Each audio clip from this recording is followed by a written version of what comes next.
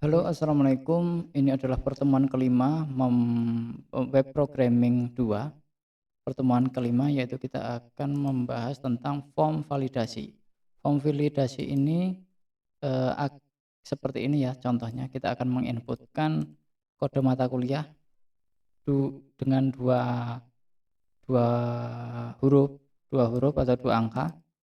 Dia akan error karena kita sudah set validasinya adalah 3. Dan ini juga contoh.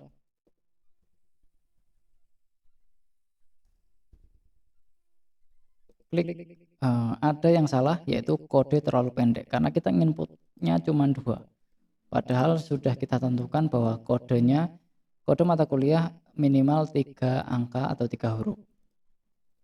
Nah, ini udah 3 huruf, lalu kita inputkan SKS-nya 2, klik submit lagi. Ada error, pesan error, nama mata kuliah harus diisi karena nama mata kuliahnya memang belum kita isi. Itu adalah untuk form validasi. Jadi kalau umpamanya ini pesannya sesuai, lalu klik submit, lalu ada pesan sukses, ya itulah salah satu form validasi. Nah, form validasi ini sudah disediakan oleh Coordinator, jadi kita nggak usah bikin cara memunculkan ini, dan maksudnya cara membuatnya itu nggak usah dibikin, tapi hanya kita panggil aja. Oke, pertama kita akan memanggilnya melalui application config autoload. Nah, ini kita buka dulu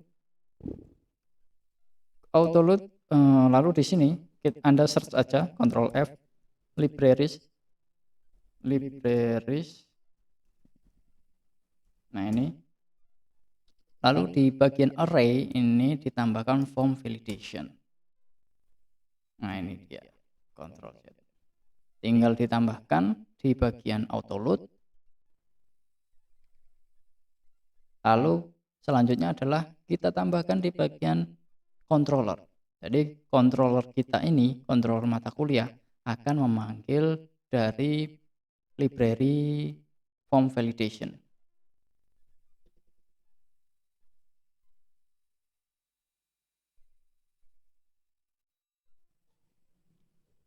Di sini belum ada.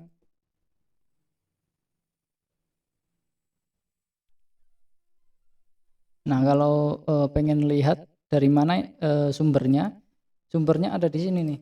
Anda buka aja localhost CI user guide bagian form validation. Anda bisa langsung ketik juga form validation dan pelajari langsung dari librariesnya.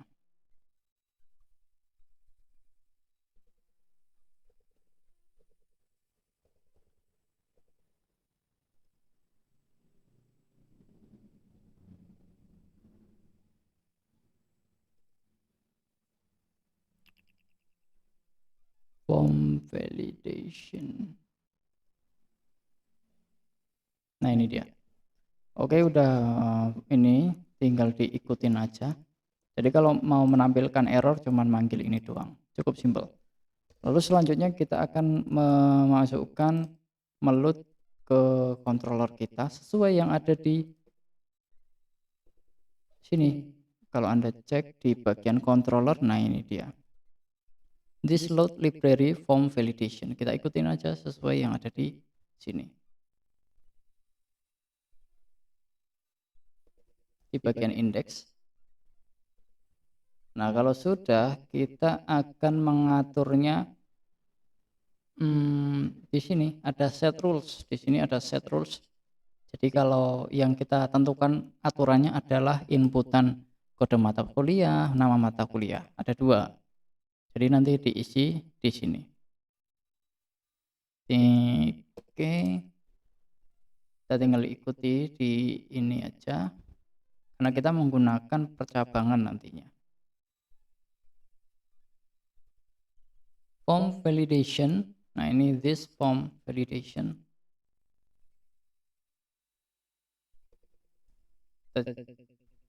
Tambahkan ini this form validation set rules kode mata kuliah. Nah, jadi nanti pesannya adalah form validation set rules, yaitu untuk bagian kode ini nanti kalau tidak sesuai required nih kalau tidak sesuai dengan minimal length 3 atau hurufnya 3 atau angkanya 3, maka akan keluar pesan yaitu kode mata kuliah harus diisi. Atau kalau min length-nya nggak sesuai, maka kode terlalu pendek. Akan keluar dua kemungkinan, apakah ada kodenya itu kosong maka harus diisi, atau kode terlalu pendek jika kurang dari 3 inputannya. Lalu ada juga set rules untuk bagian nama. Nama ini kan di sini kan kita menyimpannya namanya adalah nama. Nama mata kuliah dia itu require-nya minimal adalah 3, atau kalau kurang dari 3 maka akan keluar dari nama terlalu pendek, akan keluar pesan nama terlalu pendek. Itu untuk form validation pengaturan kita. Lalu selanjutnya kita akan menggunakan percabangan. Percabangan ini sudah saya bikin, saya copy paste aja. Hati-hati dalam copy paste, mungkin ada yang kelebihan.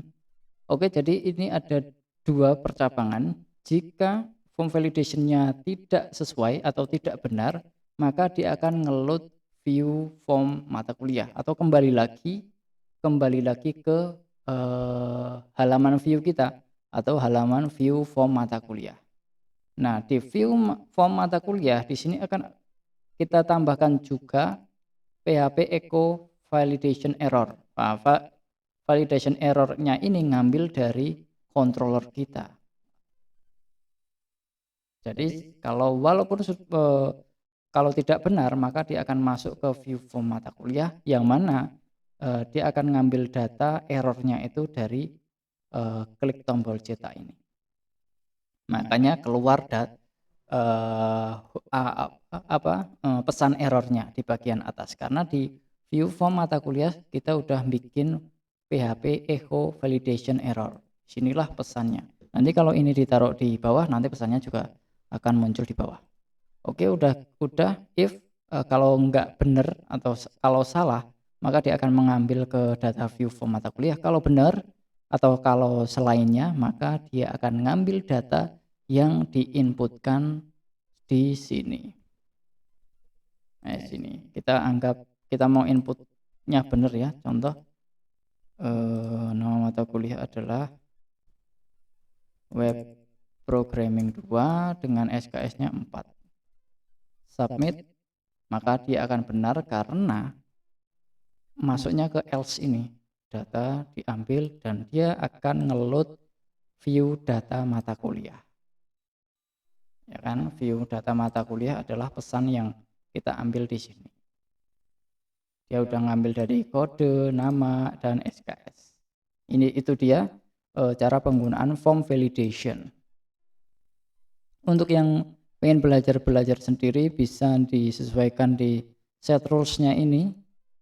Nah, ini ada min length, apakah dia mau maksimal. Jadi kalau kita inputkan 4 huruf atau berapa, nanti muncul error juga, itu bisa kita tambahkan di max length ini dia,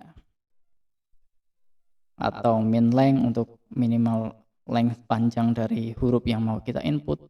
Nanti tinggal dirubah di bagian controller cetak kita.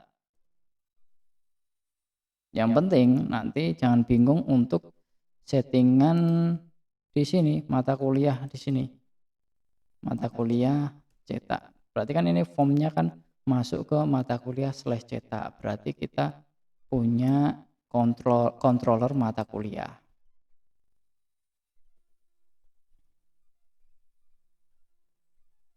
Itu mungkin itu aja. Kali ini cukup singkat pembahasan kita karena cuman controller dan view aja, cukup sederhana. Nanti kedepannya habis ini kita akan membuat studi kasus, yaitu membuat pustaka booking atau perpustakaan digital gitu. Oke, silakan dicoba. Hal ini penting untuk kedepannya karena nanti kita akan banyak bikin form dan membutuhkan validasi-validasi agar inputan user itu sesuai. Terima kasih, sampai jumpa dan wassalamualaikum.